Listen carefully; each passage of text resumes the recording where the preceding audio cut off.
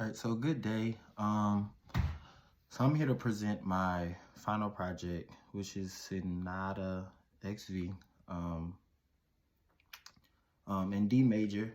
It's I think its number is K284, and it's by Mozart. And so, just kind of getting into a general understanding of the first half of it, or the entire piece as a whole. So, this is typically what you would expect of Mozart. It's not really a lot of chords in the hands, but really it kind of just the virtuosic ability of how he would play. I think is very distinct in his style, and he's very structured with this entire piece. I think overall the piece itself is it didn't really stick out to have any major differences in terms of movements and adding different pieces or adding different ideas to the piece to kind of make it really stand out. I think everything is really based off this movement of sixteenths and 30-second notes, and it comes to like a big head when he's really makes a lot of transitions with these 16th note just runs, and he'll usually double them in both hands, right and left. And yeah, generally each part is kind of set apart like that. That's really how he transitions through each piece, with setting up these big runs. And so I think he introduces ideas of trills and things like that, but whole note trills, and just trying to it really doesn't move much. It kind of reminds me of like a practice piece, maybe something he would give to a student, or something somebody would try to tell him, like, okay, create this and show me what you come up with. So he really sticks to the script in terms of moving through sonata form. Throughout this, you'll see me reference, and I'll probably show just pictures or scores that I've put together of like the motific ideas that he really puts together for each part and each section. I did actually enjoy this piece though. I listened to it quite often, and it didn't seem as long of a first movement. I think it totaled maybe close to 4 minutes and 30 seconds. It really wasn't that long. It was really good. I really enjoyed this piece. I think in terms of his dynamic, he makes a lot of gestures in terms to really give the song kind of feel. A lot of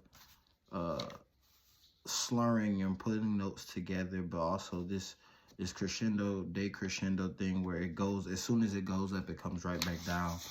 And there's a lot of stepwise motion, but he really was kind of in this individual hand. Now there's a part within the development that does a lot of jumping. Like it just goes from in your right hand. Well, it's both are treble clef, but in your right hand, it does this jump from like B flat to what is this, B, and it's just this octave B flat, where it just kind of jumps up, and the left hand really just plays these 2 finger chords, or these 2 note chords, and it does this jumping, and it comes down. I think it is a reflection of a lot of movement back and forth throughout the development, and through the regular piece, through the transition theme. You'll kind of notice a little bit of that. Not so much through the secondary theme. That was also another thing. It was I would say I would probably classify this as one long secondary theme. If it does have a second secondary theme, it is not very long. Maybe 10 measures and count 9 possibly, but it really as the piece moves and it comes back, it's really like very exact in saying like it does the same things as it moves through each part. It makes sure it repeats each theme in the recap basically the same, but I believe it did modulate. So we'll get into the piece. We'll break down each part, each theme. So the first thing, we have a primary theme, and our primary theme starts at measure 1, and I can show you a piece of it right here. So this is the primary theme. We can actually listen to a little bit of it.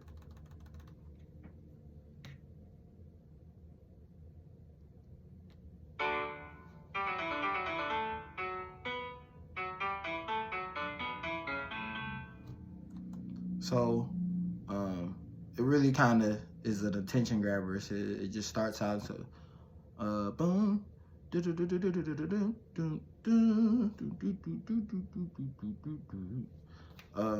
So but in this you can see that both hands are moving exactly the same. I think he starts out by getting your attention by letting you know like this is the start, but there's nothing different between each one. So they start on the same page. And so the primary theme etches out for about 8 measures. And it also it does go through this where it's going into the transition theme, where in measure 7 and 8 there are these for 2 measures it is 16th note, like just going up and down the scale, kind of just in this stepwise motion, just like kind of like that, where it's just going up, coming down, going up, coming down, and it does it in 8 in both hands. So then we move out to the transition theme, and the transition theme is a little kind of like in the same thing where the left hand plays the same note for 4 measures. 4 measures of the same note, but that is the introduction to the and that's the main motif through the transition theme is this where it's bouncing on this D. It's bouncing on a D. But as you see, I just have the right hand right now. But as you see, that's where it kind of moves, and we'll play a little bit of that just so you guys can hear it.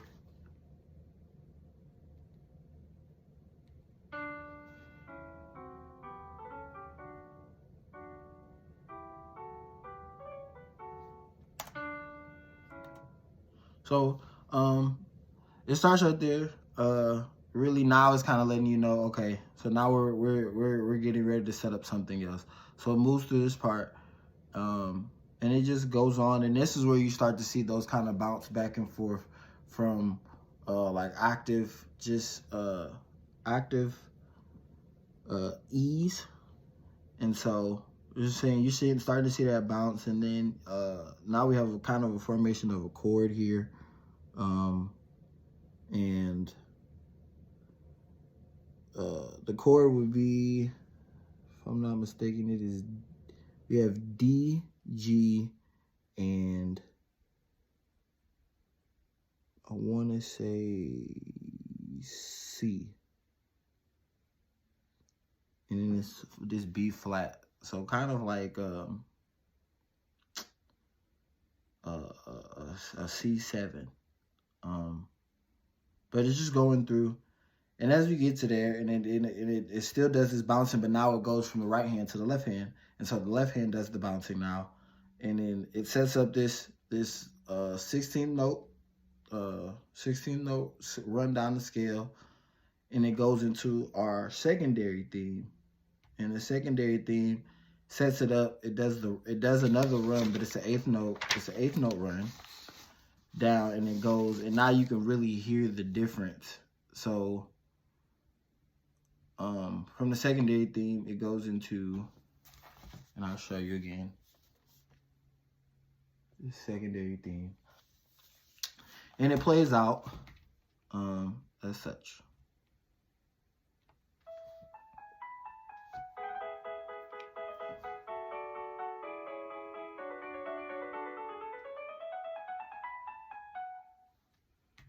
So now we're kind of moving in this left hand bouncing, maintaining the chords, while the right hand starts this kind of sweet melodic gesture, and it goes through, and it continues for about 10 to 12 measures. And in a sense, it still is the same, because I recognize a secondary theme, a secondary theme, but in general, it's really the same, kind of the same structure of still keeping those left hand chords while the right hand plays melodically over it. And that all goes. Oh, but I forgot to tell you that before the secondary theme, we have a half cadence. So, and then we also switch into the key of E major. And we're maintaining E major up until measure 45, where we get to our closing theme. So with our closing theme, the key switches to B major. And we have an entrance of a coda, because after it gets through this closing theme, we come back and it starts all over from the beginning. So here's our closing theme. Just so you guys can see it. So here we have our closing theme.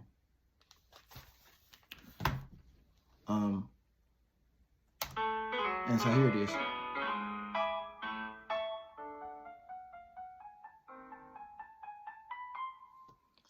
So as you can see right there, it's kind of giving us that prolongation of basically giving us a long time to kind of get ready for this 5-to-1, because in and out. But then it starts with a development. So with the development, it's introduced to a new theme. And so our development theme is very much slower, and it comes into the key of G major. And so as it goes through, it plays through. It's only one section really, just this new development theme. And it takes its time to introduce and let you get comfortable with it. But right after that, not for too long, once you get through that, we're right back into the recap. And now we're in A major, but it gives us the same primary theme. And this is not an A major, but it's the same theme, same exact thing, just recapped here.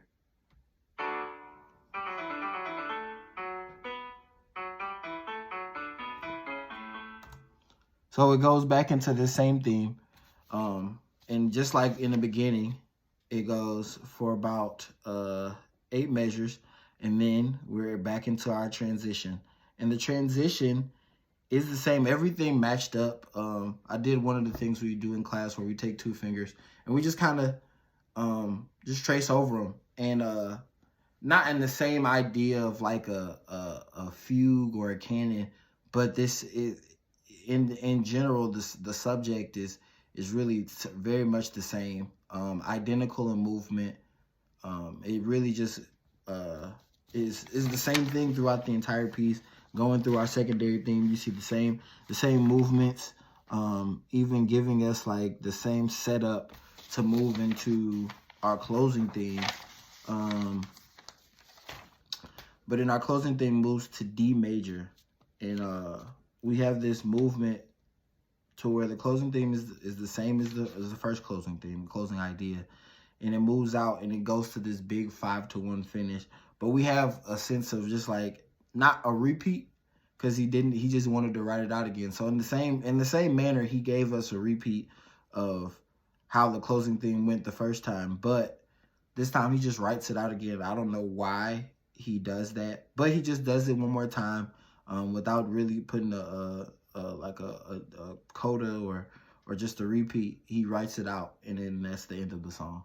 So Overall, I did enjoy this piece. I thought it was really simple in the sense of he really kind of followed the structure and he set the tone for things that we did in class. Uh, it wasn't easy, but it was kind of recognizable to hear the different themes and how they've transitioned in each song. And I think especially looking at the music, it was a little bit more um, worthwhile to see just how the processes that we've learned in class were really applied throughout Mozart's work. And so, yeah, I thought this was a great piece. I enjoyed the virtuosity of it. I really enjoyed like his just right and left hand movements and the contrast in between both of them. I thought this was a great piece. I never heard it before. But overall, I really enjoyed it, and I think this is a great piece. It was good. So, thank you.